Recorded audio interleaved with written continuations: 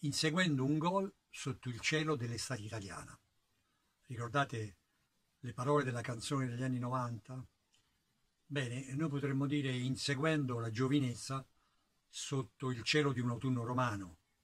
Questo per presentare il film di Virzì, Notti magiche, che a mio giudizio di magico hanno ben poco. E dispiace perché Paolo Virzì è un regista che apprezzo, è un regista che ho seguito sempre con grande interesse ed è uno dei pochissimi, se non l'unico, capace di rispolverare i fasti e le bellezze dell'antica commedia all'italiana. Purtroppo questo film però ha delle caratteristiche neanche da Virzì, ha delle caratteristiche diverse. Innanzitutto è un film amaro, è come se il ricordo della sua giovinezza fosse un ricordo cialtrone, un ricordo goliardico ma con quel sapore poi di tristezza che accompagnava certi sogni goliardici nei film degli anni 60-70.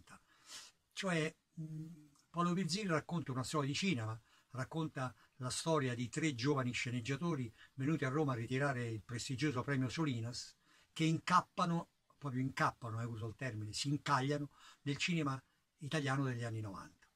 E questo dispiace, e mi dispiace, perché l'immagine che ne dà Virzì ne dà un'immagine amara, disillusa, stanca, gualcita, avvilita.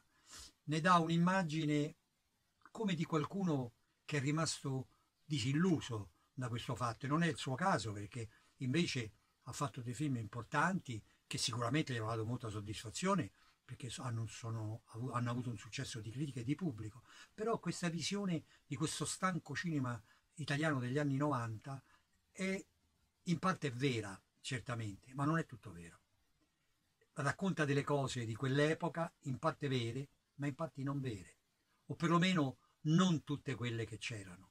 Cioè manca quella brillantezza, quella coloratura di idee, quell'effervescenza che c'era nonostante tutto nel cinema. E io posso dirlo perché c'ero. E addirittura c'ero tanto che, guardando il film, certe volte nelle inquadrature di gruppi di gente di cinema, di invitati alle feste, di presenti a un premio, a una prima, mi sembrava quasi di scorgere la mia figura. Ma fortunatamente non c'ero in quel tipo di cinema, non c'ero in quel clima amaro e disilluso, perché certo il cinema è così, è fatto di egoismi, di imbroglioni, è fatto di vanità, di ambizione, di gente senza talento che pretende di averlo, di gente con il talento che non è riconosciuta. C'è tutto questo, c'è il mercanteggiare, c'è la corsa disperata e continua ai soldi che mancano sempre, manca sempre il tempo, mancano sempre i gradini per raggiungere il punto dell'ambizione a cui vorresti arrivare, ma c'è sempre questa sete di successo, di esposizione, di notorietà, di farsi riconoscere. C'è tutto questo che è nel cinema di Virzì, nel film di Virzì, ma c'è anche ben altro.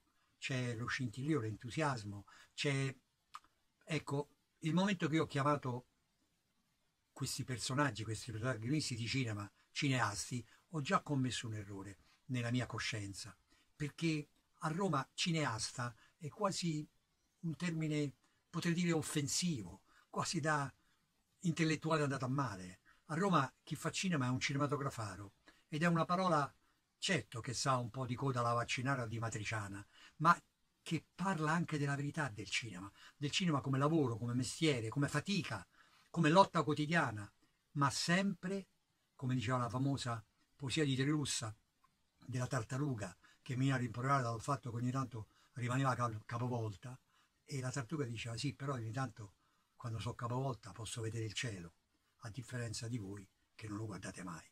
Ecco, questo sguardo verso il cielo è la magia del cinema. E vi parla uno che era un ragazzo di Trastevere che è arrivato ad Hollywood e ci è arrivato con il cinema. Non ci sarei mai arrivati in nessun altro modo.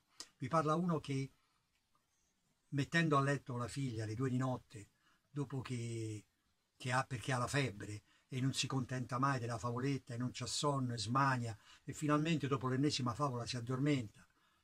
E tu che hai avuto una giornata faticosa e hai attraversato la città Roma sotto la pioggia, buche, allagamenti, traffico congelato, e non ti hanno neanche pagato, sei andato a 2 appuntamenti e non ti hanno dato neanche i soldi, e sono le 2 di notte, e tua figlia ha la febbre, e finalmente ti lavi i denti, finalmente puoi metterti a dormire, E in quel momento, quando alzi le coperte, ti viene in mente una storia.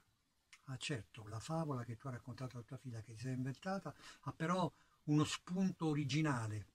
Allora ti alzi e allora appunti piegato in due sul comodino su un foglio di carta che trovi, però poi appunto non basta e non sei contenta, allora ti alzi in pigiama, vai al computer e scrivi e fai le 5 di notte sapendo che ti dovrai alzare di nuovo alle 8, ma vai a dormire tranquillo perché sai che hai confezionato un sogno che andrà male, ma se andrà bene, come in quel caso, dopo 6 mesi ti trovi a Cannes, invitato a cena da un produttore tedesco, da un produttore francese, che ti dicono, allora come vuoi il cast di questa storia?